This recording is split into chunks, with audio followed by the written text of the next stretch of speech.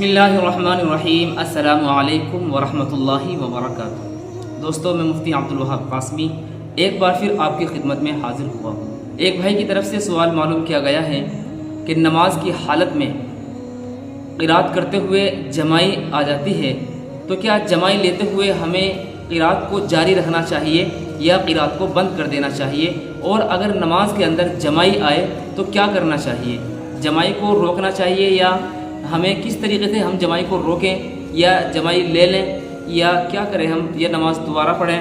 بہرحال اس کے بارے میں کیا حکم ہے شریعت کا، آئیے آج ہم اس مسئلے کے اوپر بات کرنے والے ہیں۔ دیکھیے، اس مسئلے کا جواب یہ ہے کہ جب نماز کی حالت میں جمائی آئے تو حدیث شریف کے مفہوم کے مطابق یہ شیطان کی طرف سے ہوتا ہے، اس لیے کہ البحر الرائق کے اندر اس مسئلے کے اوپر بحث کی گئی ہے اور اس کی تشریح کی گئی ہے کہ جب نماز کی حالت میں جمائی آتی ہے تو وہ شیطان کی طرف سے ہوتی ہے۔ تو اس کا طریقہ اللہ کے نبی صلی اللہ علیہ وسلم نے یہ بیان کیا ہے کہ سب سے پہلے تو قرات کو روک دینا چاہیے، یعنی قرات کو روک دیں، قرات کو روکنا ہی درست ہے۔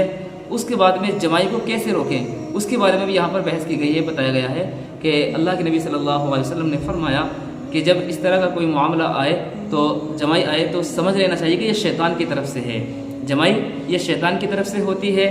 لہٰذا اگر آپ قیام کی حالت میں ہیں، کھڑے ہونے کی حالت میں ہیں آپ، تو جو سیدھا ہاتھ ہے اس کا جو اندرونی حصہ ہے اس کو ایسے منہ پر رکھ لیں۔ لیکن اگر قیام کی حالت میں نہیں ہیں، نماز میں کسی بھی رکن میں آپ ہیں، رکوع میں ہوں، سجدے میں ہوں، کہیں پر بھی آپ نماز کے اندر ہیں، تو پھر الٹا ہاتھ جو ہے بایاں لیفٹ، اس کا جو پیچھے کے کچھ جو ہے اس کو ایسے منہ پر رکھ لیں اور اس وقت قرات بند کر دیں۔ تو یہ طریقہ ہے جمائی روکنے کا۔